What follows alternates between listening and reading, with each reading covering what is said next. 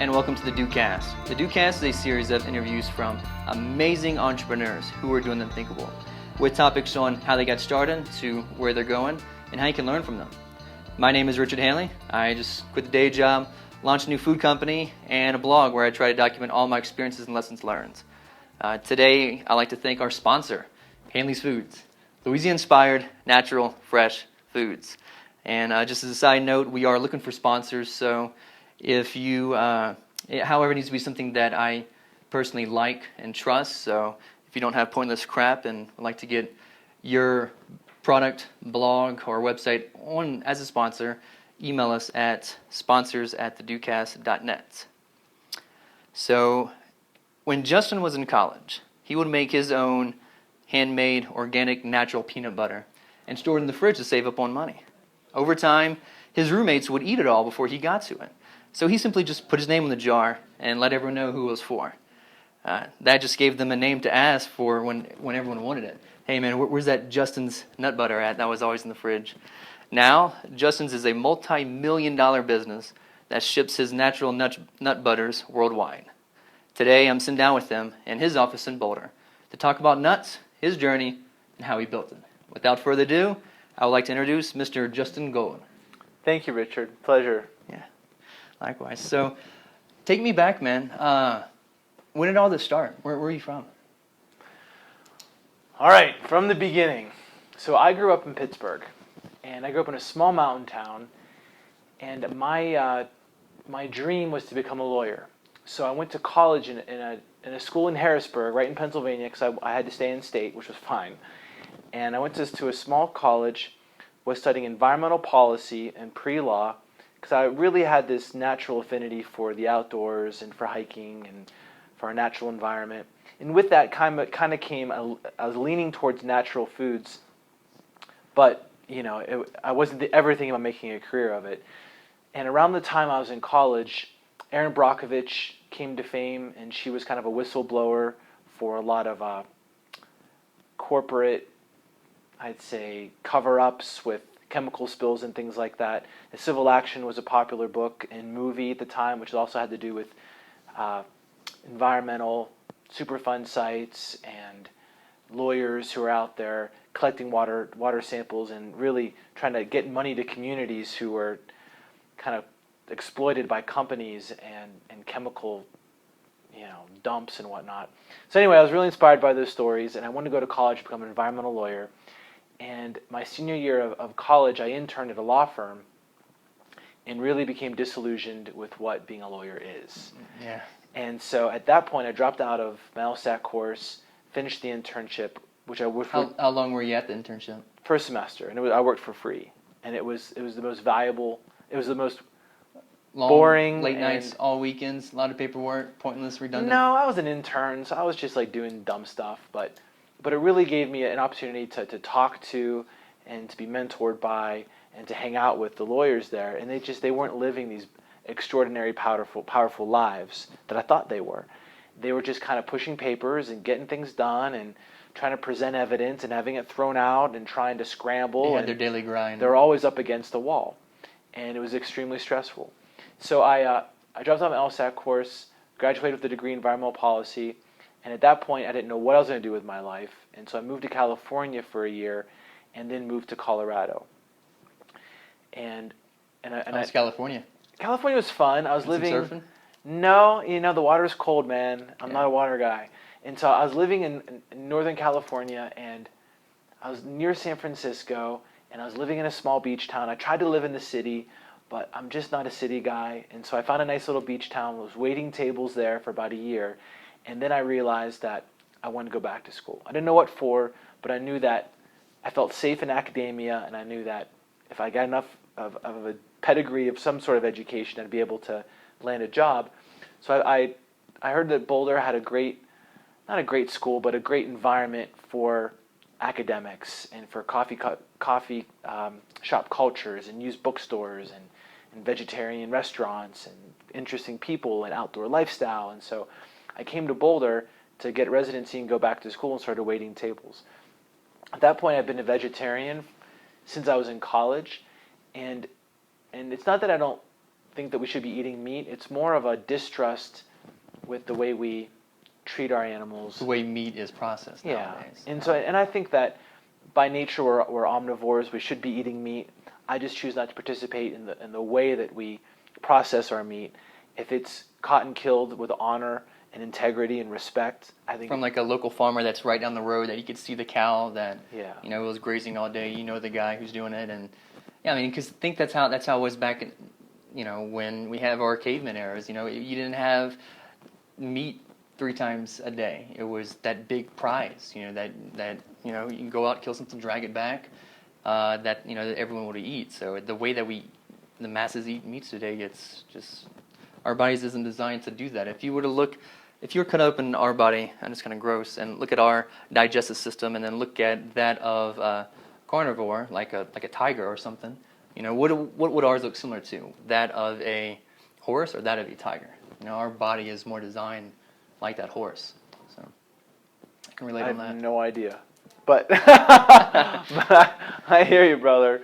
And so, I do eat meat, but as you said, only when it's caught and killed with integrity, honor, and respect. And so, long story short, I'm living in Boulder, Colorado, waiting tables, mountain biking, hiking, skiing, running. Living the dream. Just out of school, and I was eating a lot of peanut butter and almond butter for protein, and it's really easy to make. They have the grinders in stores. They have a gear grinder in a store, and a gear grinder has these 2 gears that run opposite each other. You drop nuts through them, it grinds it into a paste. So is that what you had, just in your dorm room, or? No, so I was using a food processor, and so a food processor is also a grinder. And so literally, I would just drop nuts into the food processor, turn it on, and I would add really silly things like anything from honey to cinnamon to dried blueberries to banana chips to pumpkin pie spices, and I just make these concoctions. And exactly as you said in the beginning of the cast, my roommates, I'd put them in empty jars, put them in the cupboard. My roommates were always looking for late night snacks, and they'd start stealing them or eating out of the jars. So I literally put my name on them, and they thought that was so cool that I should sell it in town. And it sounds really easy. Just grab it, go to the farmer's market, put up a sign. You should go sell these. Taking cash. Yeah, it sounds Simple. really easy. Right. But as you know, I'm 23 years old, 22, 23, and and it kind of became this really cool project. And so you had to figure out, how do you become a company? Where do you license or register your company? Now that you're a company, what does it take to make an FDA licensed food product? So with that process, because I can relate indefinitely to how I knew about taking that's my salad dressing from where it was to the farmer's market. That is a big gap. What would you say to someone who has their jellies and they want to bring it to the farmer's market? What's the quickest way to get it there? Is there a resource that you found that's helped you out the most? Yeah, and it sounds really silly, but it's to find somebody who's already selling at the farmer's market and ask them exactly what you need to know. That's a great idea. Right, go to the farmer's market, talk to a few people, you just pull information. Right. And then really the only thing you do need now that I've started the farmer's market is you need to be manufactured in an FDA certified kitchen facility, which is inspected by the local health department, which is a commercial kitchen which is shared by a lot of caterers. Mm-hmm. And you can make a product there, use their food license, and you submit that to the farmer's market, yada yada yada. But you gotta get insurance. Yeah. Like $2 million. Yeah, you have to have insurance. You have to if you want to label your product, you have to make sure that it meets certain FDA food labeling law standards. Right. In Louisiana, ours has to be approved by the Department of Health and Hospitals. So you have to email them your label, and they have to give you the verifications and send you the okay. Or you have to fill out this paperwork too to go with it. Huh. Yeah. Colorado doesn't have any of that. Yeah. And interesting too with nutritional facts. I'm not sure how it is in Colorado, but as long as in Louisiana, as long as your sales are under 500,000, which we're real good on that, you don't have to put nutritional facts on it. But however, I like to put it on because just that way you can see the nutritional benefits from it. Yeah, your customers care. Right. And so, farmers market I was doing the farmers market, and at that point I was also trying to sell it into stores. And the catch-22 was selling it into stores. A store like Whole Foods, the thing about a grocery food store, there are 10,000 items in some of the larger stores. And whenever that grocery buyer runs out of an item, they usually buy it through distributors, so they'll have a scanning gun and they'll scan each item, and that way the next time the order comes in, it's already uploaded and yada, yada, yada. And so I went to Whole Foods and I told them that I wanted to sell to them, and they said, well, you have to sell to this, we only order from this distributor, so why don't you go talk to UNFI? So I was like, sure, I'll go do that. Thank you. That was great advice. So then I went to UNFI and said, hey, I'd like to sell to this one Whole Foods. And they say they buy from you. Can you guys carry me?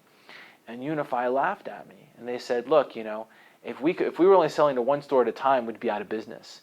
The only way we will carry your product is if you're in every Whole Foods in the region. And then I'm like, well, I can't sell to every Whole Foods in the region. I can only sell to one, but they won't get me. Do you remember what year this was? Because I think it's maybe a little different now. Yeah. How long ago was this? This was in 2003. Okay. 2004. Okay, because I think they have it now where, because I was talking to Whole Foods, and I told them how I wanted to just test one area, and they were open to that. Yeah. Well, hey, long story short, the whole point of it is, I basically went back to that Whole Foods buyer and said, look, UNFI won't bring me in. What do I have to do to get in this store? And the buyer goes, well, I don't want to have to call you every time I run out. Fine, I'll come and monitor the store, and I'll let you know when to order more. Well, then it's going to be stuck in the back, and no one's going to stock it. And look, okay, well, I'll deliver it myself. I'll stock it myself, and when you run out, I'll let you know. Well, what if it doesn't sell? Your first order, your first case, I'll give you for free, which is standard in our industry. Your first case is for free. If it doesn't sell, give it away. Well, okay, and I'll stand here and do demos to make sure it sells, and I'll give it away for as long as it takes. All right, and finally, they run out of reasons to say no. Yeah. And that's your job, is to find, every solution to one of their challenges. And so once we did that, I started at one store, and then I moved to 3 stores, and then 5 stores, delivering it myself, stocking my own shelves, doing my own demos, working full-time at restaurants. With restaurants, I was lucky. I had a flexible schedule, so I could make it late at night, on nights that I wasn't working. And then in the mornings, I would go to stores, deliver it to the stores in the mornings because they only had delivery windows that were in the morning. I'd stock my shelves, I'd stick around, do a lunchtime demo at a few stores, then drive to another store, do a dinner demo, and then just kind of had this pattern for 3 to 4 years. And the challenge, Rich, I had 2 challenges. One, I had no idea what I was doing. Right? I was figuring out as I was young. Went. And 2, I had a product that had a very low profit margin that was only selling to a household, let's say once a month.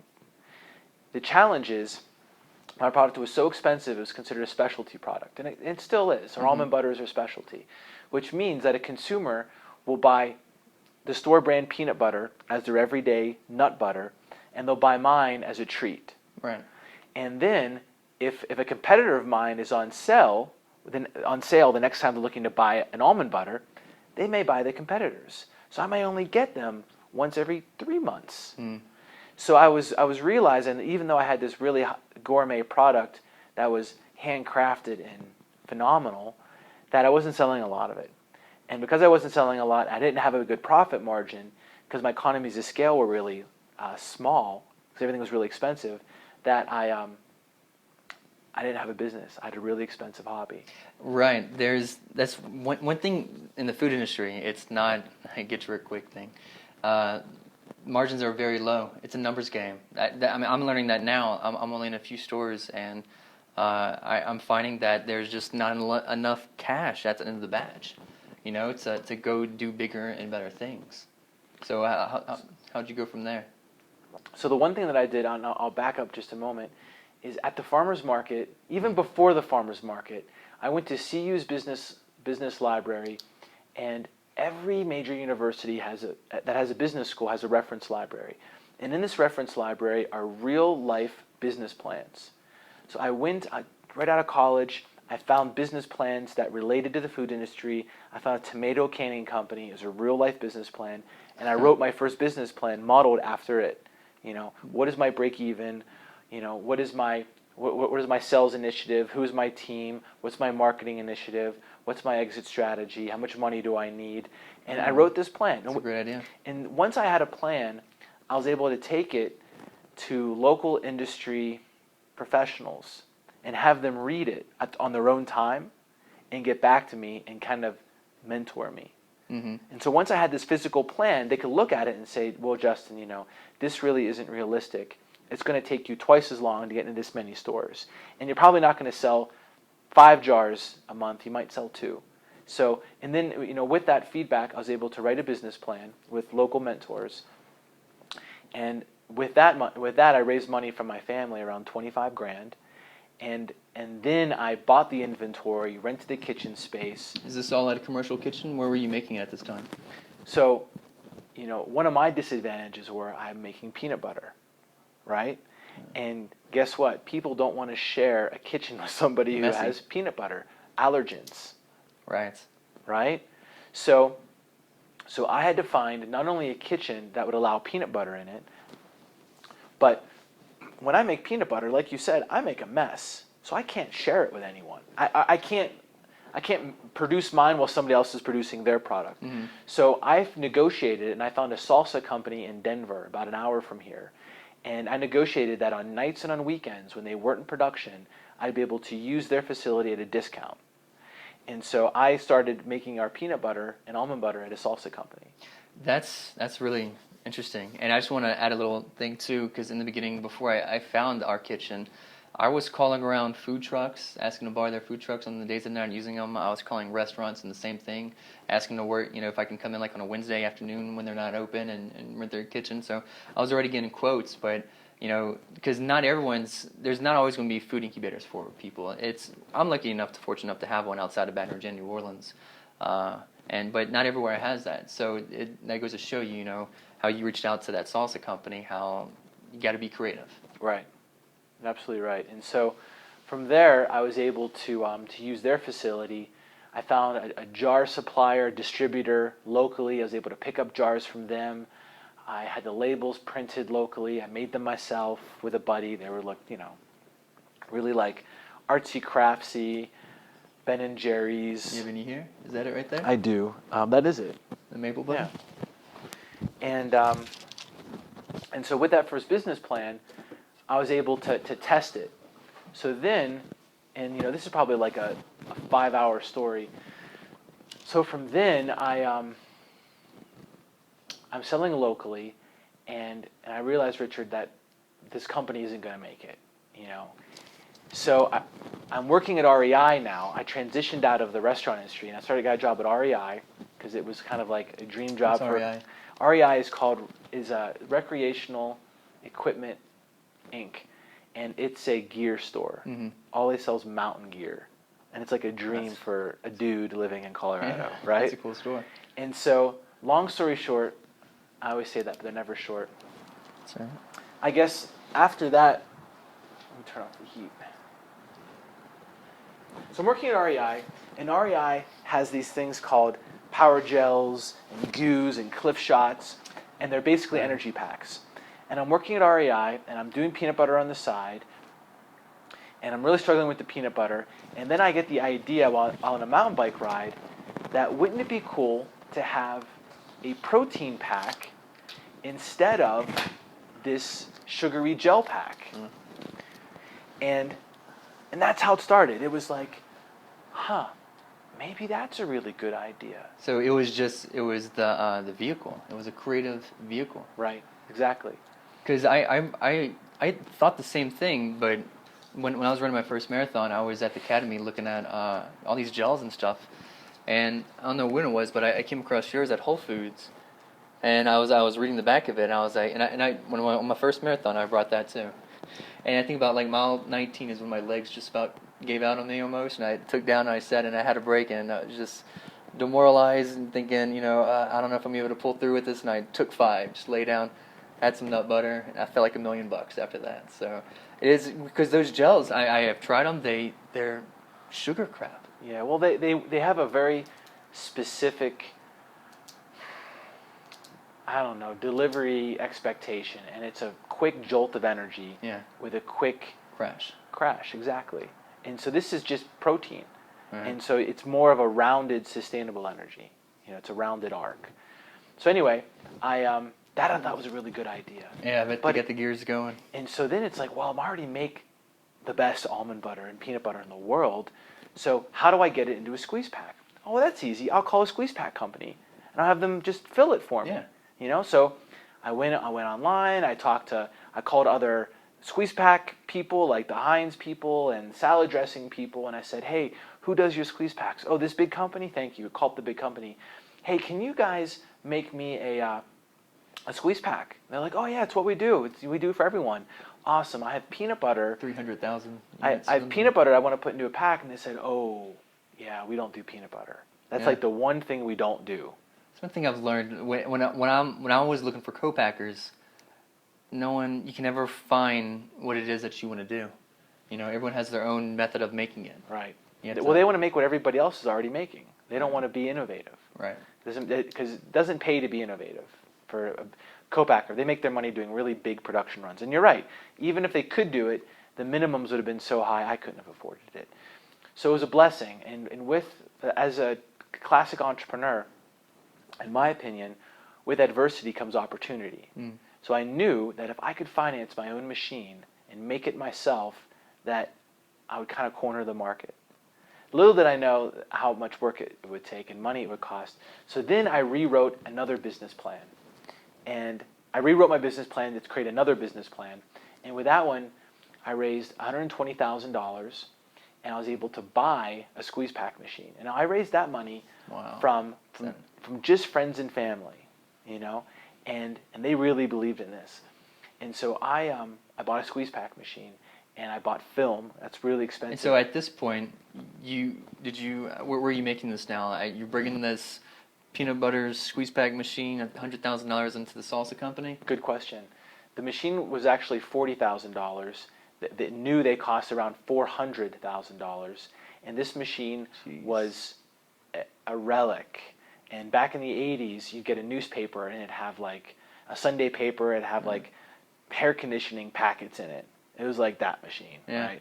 And older than we are, probably combined. And so this machine was $40,000, and I had to figure out how to use it. And at this point, I rented a kitchen and shared it in Boulder with another company. This other company made oat bars, and we'd use the kitchen every other day. So I put this squeeze pack machine in the kitchen, and it's just like a big kind of like a manufacturing space with a little bit of warehouse and one office, and started making squeeze packs with it. But it took me about 8 months to figure out how to fill it correctly, how to seal the film correctly, and get all your hoses and it was a real nightmare. And then it's like, now you have the squeeze pack, and you're like, well, how much do I put in it?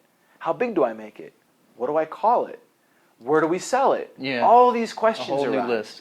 Because you're creating something brand new, and you're like, okay, well, let's call it a protein pack, because that's what I want it to be, an energy pack. So at this point, or before, did you kind of promote it, or just talk to store managers, Whole Foods, bounce some ideas off any stores to see what they thought? Yeah, a little bit, but people, they didn't really know. They didn't get it? Yeah, and they didn't get it. That's exactly right. And so it was, you know, in my experiences, it's really good to get consensus when you're looking backwards. Like, hey, did I do this right? Does this taste okay? Would you have done it any differently? But when you're looking forwards, it's really hard to find people who have a visionary, you know, experience with their life and can see something that doesn't exist yet. And so it's really hard to find someone who could help me visualize what it could be. It's really easy to get people to critique what it already is. And so, no, I didn't get a whole lot of help. And so when we launched it, I launched it at a few Whole Foods locally that I was already delivering to, and I sent samples to this mountain store that I was working for, and it was in a big tray, and they were little packs similar to that. And in the Whole Foods, they sold it in the energy bar section, because that's where all the energy foods went. The gels and the goos. Is that where you're trying to market it next to that? And after 2 weeks, the grocery buyer came and asked me to pick it up because they weren't selling. And he told me that, you know. Was that Whole Foods? That was Whole Foods. And also at REI sent me a letter, this gear store, saying that we appreciate you for sending us the samples, but we're going to decline to carry them. And I was devastated. You worked there? I worked there. And I got a friggin' letter. Didn't even get a phone call. Is it like a nothing. one-man operation? They have multiple franchises? Or? Yeah, they have about 100 stores across the country. Same in the South, the place there's nowhere around. So I was bummed. I was just like, ready to throw myself in front of a bus. Yeah. I took my friends and family's money, spent it carelessly. I was wrong. You had this weight on your shoulders. Crazy. So what I did was a Hail Mary where I said, okay, what's the problem? The problem is people don't know what it is. If you walk the energy bar section, there's, 50 bars, and all of a sudden there's a squeeze pack in the corner there. I don't get it. I'm ignoring it. Right? So what we did was we took it and we put it in a box, and we put the box and we stood it up and we put 10 in a box, so it is the same size of a jar footprint, right? So it fit in a jar planogram, and we sold it right next to our jar. So we just moved it from the energy bar section, put it in a small box, and put it in the peanut butter section. And can I say that's how I started buying Justin's peanut butter? Before I even knew anything about your company. I think it's a great marketing opportunity. I think because it let me sample it. So when I think the first time I had it was at Fresh Market, and I see all these. I see a list of all these great nuts, and I am a natural junkie. I'm a bar junkie, now a peanut butter junkie, and I remember the first time I was seeing yours a few years ago. Instead of just buying a whole big jar, which was I think like $10 at the time, I can get a 99-cent packet. So it was so insane. It's a great sampling marketing. Well, not only is it that, but you paid for your own sample. Yeah, exactly. So it's like an accident, and it was insane. So what happened was, two things happened. One thing that you just described happened. A consumer was like, $10, that's a lot. Oh, I can try it. That's really neat. Let me try it first. Came back and buy jars. Yeah. Second thing that happened was a consumer who saw the squeeze pack was like, oh, I don't know what that is, but I'm guessing it's almond butter in a squeeze pack because the logo is the same. Because it's right next to the almond butter in a jar. Right. And this is perfect. And you know what? I can take this, I can use this as a protein food, or guess what? This can be portion control for me. This can be a travel item for me. This can be it became all these other things that I didn't even dream it could be. And I think one of the great things that also too, I don't know if you market it this way, but I thought about doing similar packets salad dressing for just that marketing reasons, to go hand them out to cashiers, because when you're not at a store, that's your front line, that's your sales force. Without a doubt. Is their cashiers. So if you could hand those out to all the cashiers, have them try it, so when they're checking out, oh, have you tried Justin's peanut butter yet? That stuff's amazing. Right. You're right. They are your sales force, and so we do that religiously. So then the squeeze pack came out, and Rich, you feel like this sense of pride that you're like, okay, you're able to keep up almost. Now I know this is a big idea. I wasn't able to keep up because at that point in time, I had sent samples to Starbucks and to Whole Foods National. So Whole Foods wanted it nationally. Starbucks wanted to put it into their. So at this point, you're pre packet. You were just in Boulder, and then after they started picking up, that's when they all started calling you back saying they want to try it nationally. Right. Wow. And I knew that I was screwed. I knew it. So what I did was I found a local food manufacturer and said, hey, if I give you my equipment, can you run it 24 hours a day, 7 days a week? Because that's what it's going to take for me to grow. And I can't do that. And they were like, well, that's a dream for us. We love running things 24/7. That's what manufacturers do. Right. They're like, we'll take it. So I found a local food company. They took our equipment, and meanwhile, I'm already 4.5 years into my business, almost 5 years in. So starting from making it to the farmer's market, to jars around the stores, to thinking about a squeeze pack, writing a business plan, raising money, researching how to do it. Are you still working at this point? Oh yeah, still working full time. Jeez. And so I didn't have kids though. Working full time, no kids, no wife, just roommates who were annoying. Yeah. And so at that point, I'm 4.5 years in, and now I didn't think I could work any harder. And now I need to grow nationwide. And so I find someone to make it for me. The challenge is, now I don't know how to run this company. So I need to hire people to help me who are smarter than I am.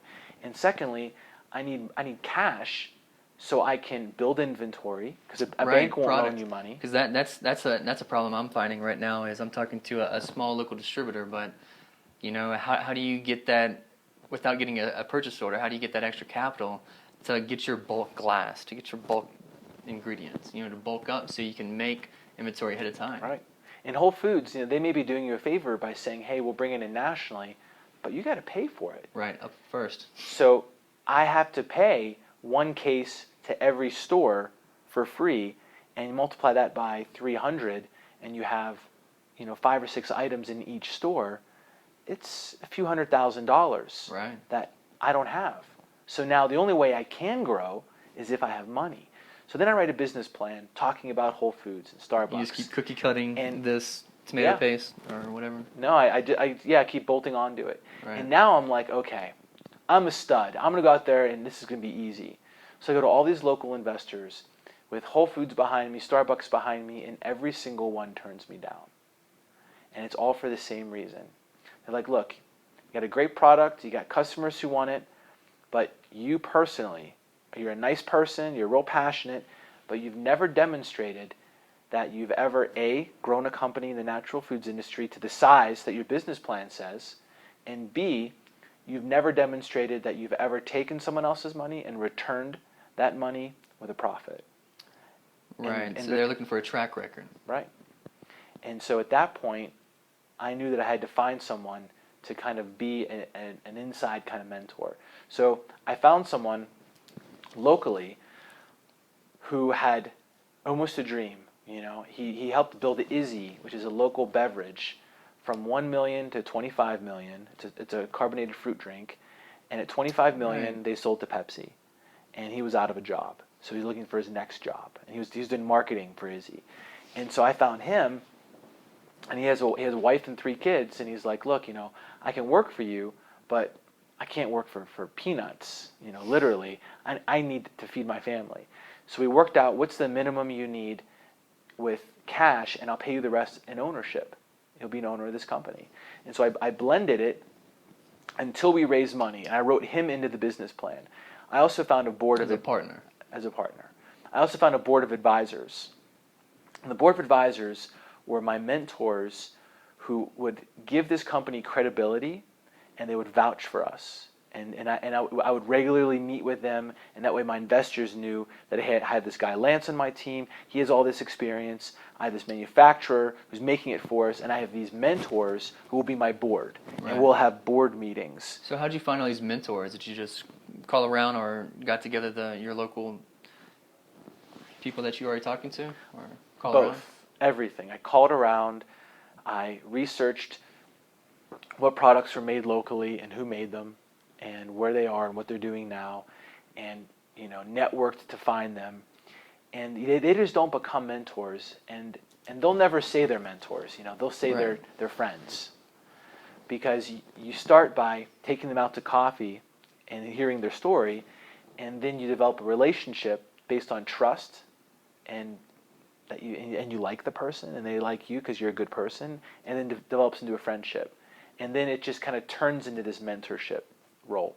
But a mentor, in my opinion, has to have 2 things: 1, gray hair, and 2, experience. Time. Because if you find someone who doesn't have time for you, what good does it do you? You don't have the time. Sorry, you don't have the opportunity to ask the questions you need, because everything's time sensitive. Exactly. And if they're too young, then they haven't seen it all, and maybe they got lucky, or maybe all they know is failure. But someone with gray hair, generally speaking, has had a lot of failure and a few successes, and they usually have more free time on their hands, and they're willing to pay it forward. Right. So I assembled a few mentors who became friends. They came onto my board, wrote this business plan in 2008, and then in 2009 started to look for money. 2009 was a really hard year. The economy collapsed. People were upside down on their mortgages. I lost my job. Yeah, it was. So I couldn't find enough investors. So I raised $1 million, which is a ton of money, from 50 individual people. And And with that, Lance's leadership, we rebranded the company. So we changed it to the new white iconic look. Mm-hmm. And we launched nationally with Whole Foods and into a lot of other natural food retailers. And I built a strategy. This is all in the plan. You know, we're going to start with our home. We got to own Boulder. Mm-hmm. Territory. Then we're going to move into natural, and we're going to dominate natural. It'll take us three years to dominate natural, and I'm going to and I needed to raise $1 million because I knew it's going to take me 4 to 5 years before this company is profitable, because I'm going to invest up front with marketing, giving it away. All right, and yeah, that was just something that was agreed with, your partners and your mentors and your investors, that we're not going to see a return for X amount of years. Right. Well, going. The first thing I said was, we may never see a return. You need to be okay with that. Because the last thing you want to do is take someone's money and make promises that are totally unrealistic. Right. Well, anyway, so I didn't really say it that harshly, but I was like, just in case, And so for the first 5 years, we didn't plan to be profitable. We were investing in the business, because it takes a lot of investment to get to a point where then you can cover your overhead. You have to hire people. So at that point, we probably had 3 or 4 people. But, we were, I knew I had 4 years, so I wanted to make sure that I preserved that cash. Because if you spend it all at once and then you have to go back for more, now you don't look credible. Right. You look like an idiot, and people will be very less likely to give you money. Whereas if you spend it very conservatively and very slowly and to plan, then you'll develop trust with your investors, which is what we did. And so we kept going back for more money. But I'll get there. So anyway, long story getting longer, we raised this money, Lance came in, we rebranded, and then we launched it nationally, and Lance did a great job as a president of this company, and he was an inside mentor and our sales leader and our marketing leader. And we were just going for it. And then after about 2 years of launching the squeeze packs, and they were doing fairly well, I had the idea of launching into a whole new category, which is very risky. Because a lot of times, you're Ben & Jerry's. You're known for ice cream. You try making Ben & Jerry's chocolate milk, it may not work. A consumer may not accept it. And my board, the only time I've ever gone against my board's recommendation was I wanted to do a better Reese's Peanut Butter Cup. Man, and you nailed it. Good God, that is my crack cocaine, is your peanut butter cups. I was so bummed. And they put them right there at the checkout in Whole Foods. So awesome. I was so bummed that no one was doing a better for you Reese's experience. Right. And there was one competitor. They had these 3 small little cups in this plastic tray. But I knew that Reese's had trained the world on what a peanut butter cup experience should be. And I knew that if I could just make it better for you, that it would be a big hit. Because guess what? You can't buy those at Whole Foods. And so that was my next challenge. And guess what? Again, no one would make it for me. Because Reese's either put you out of business or there's no reason to ever think about competing with them. So no one could make them. So it took me a year to find the right chocolatier who could do organic, who could do small runs, whose grandfather had some serious math. A lot of calls, late nights, a lot of logistics. And they found this old machine in the corner. They dusted it off, started making peanut butter cups, and it's been 2.5, almost 3 years now, and our peanut butter cups are outselling everything. Everything. Wow. So well that I was like, wow, this was fun. I was like, well, my favorite thing, candy-wise, is a Snickers bar. I wonder if I can do a better for you Snickers without any corn syrup at all. And so that was the next thing we did. It took me about 8 months to reverse engineer and make something without any corn syrup, hydrogenated oils, high fructose corn syrup, of course, artificial flavors. And we made it with 40% less sugar, 50% more protein, and it tastes... Experimenting with dark chocolate, too. Awesome. Yeah, I'm a big dark chocolate junkie. And so now the business has evolved into this platform of products. And so... Are you still at that same kitchen that you and the buddy were splitting at the time, or did y'all go... Where's your manufacturing at now? We actually outgrew this local manufacturer who took all our equipment. So I don't know how tall this place is. So we outgrew them. And And we now have manufacturing facilities across the country. We're at the scale now where we have to have backup manufacturers. So we'll back up at we'll manufacture at multiple places. That way, in case one has a challenge and can't make it in time, we can still make it at another place. And it also helps for freight. When you're shipping salad dressings or peanut butters across the country, it's expensive. Right, so you have like a East Coast and a West Coast model. And we also separate allergens now. So we have an almond butter only facility and a peanut butter only facility. And so now we use multiple manufacturers. And then tragically, last year, this guy Lance, right, who's my hero, who's an inside mentor. Experienced guy. He's one of the reasons why we were able to show success when we did. This is the kind of guy who's so smart that if I need to buy a vacuum cleaner and I'm at like the local, I don't know, Target or something, I won't even do the brain damage to look for one. I'll just call Lance. Lance! What's the best one? Dude, what vacuum cleaner do you have in your house? Awesome, thank you. Why? What's going on?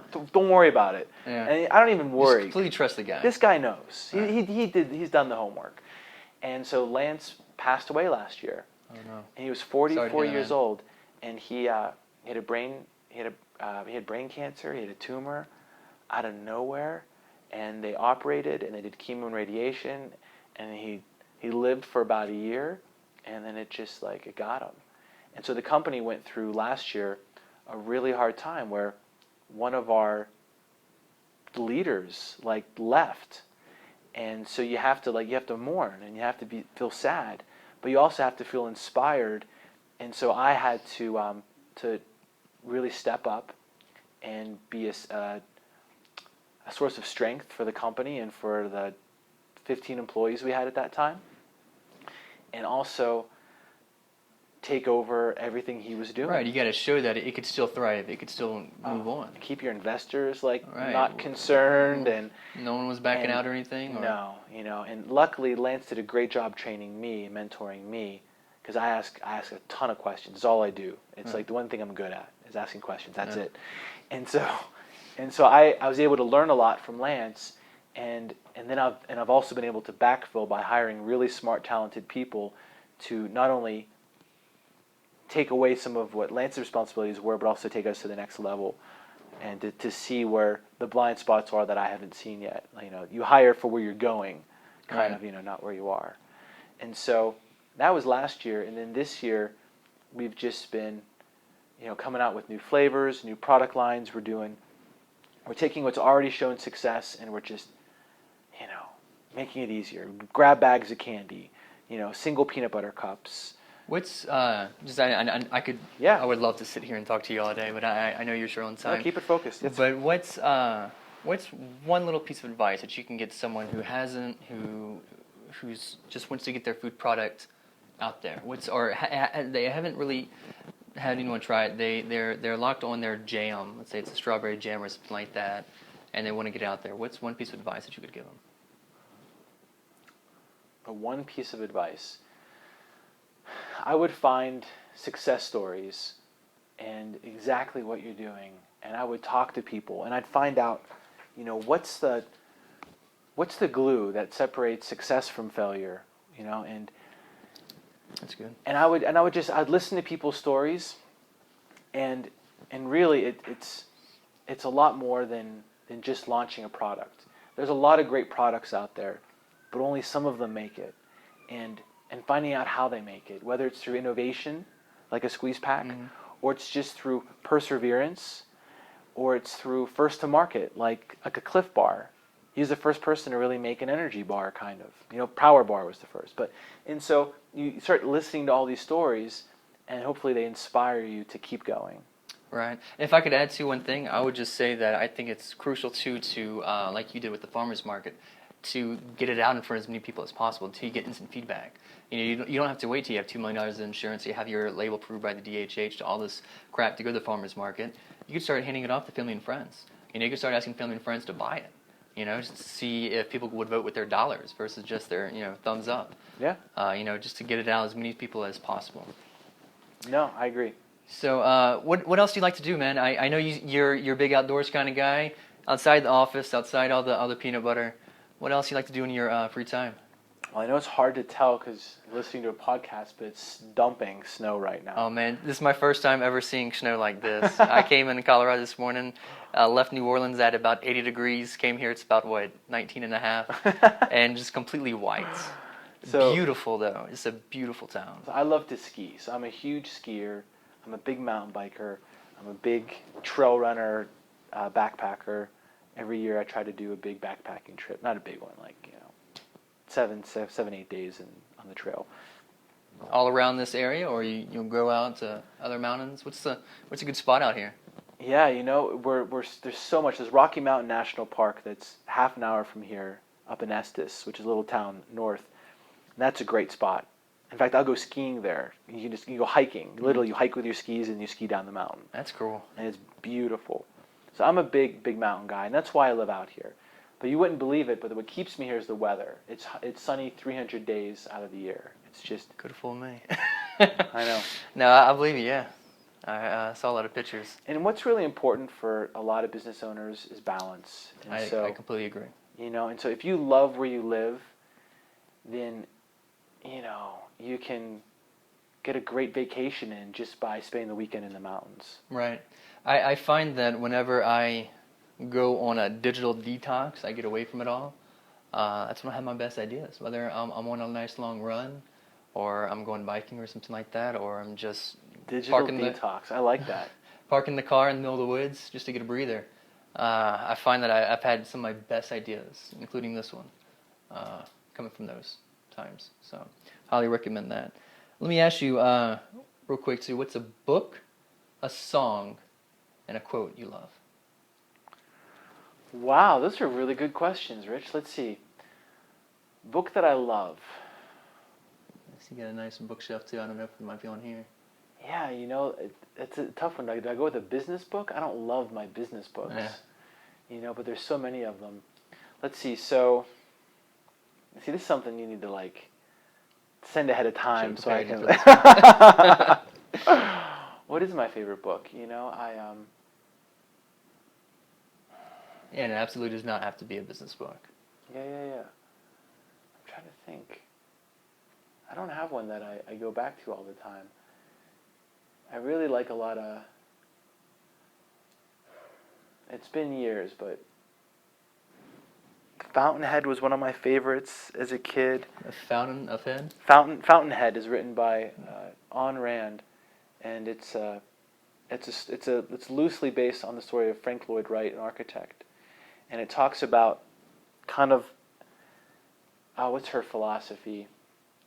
She has this anti-socialist philosophy where it's, the single can be more powerful than the whole.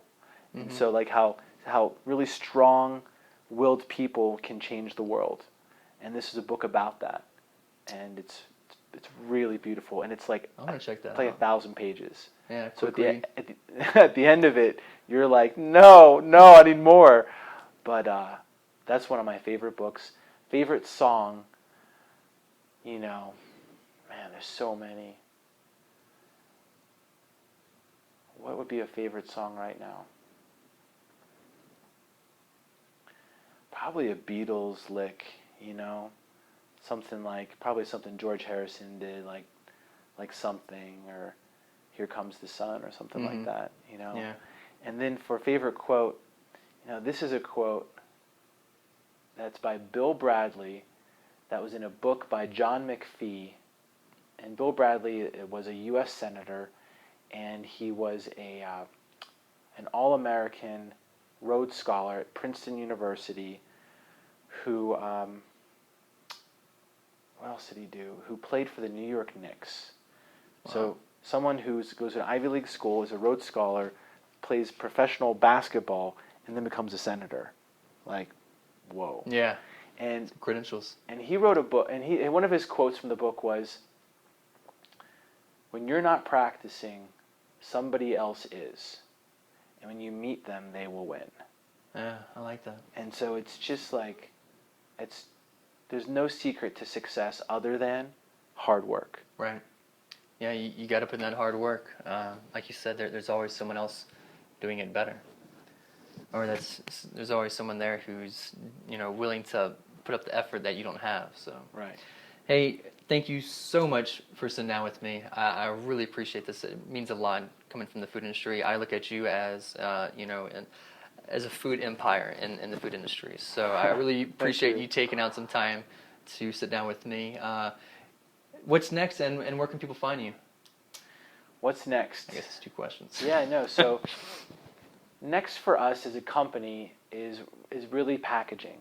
I get really bummed when you have this beautiful, organic, natural, better for you, whatever product in a petroleum-based disposable Right. package. So I think the next big revolution and evolution in the food industry is going to be renewably sourced packaging that's also compostable.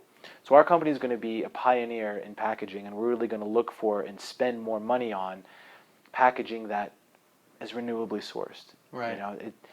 And then ultimately it'd be amazing to get to a point where we're composting it. That's the next thing from us to look for. We're available nationwide at Whole Foods, Target, and Safeway and Kroger stores. So anywhere you find natural and specialty foods. Cool, man. Yeah, go check it out. My first, and I think your favorite as well, is the maple almond butter. Love the stuff. It's great. I have my pockets are stuffed with that. Go check out the peanut butters. Check out justins.com. Check them out, their Facebook, their Twitter. Like them. And you can find this interview online as well as others at thedocast.net with links, topics, and quotes from this conversation. This is Richard and Justin signing out. Thank you, brother. Do it big.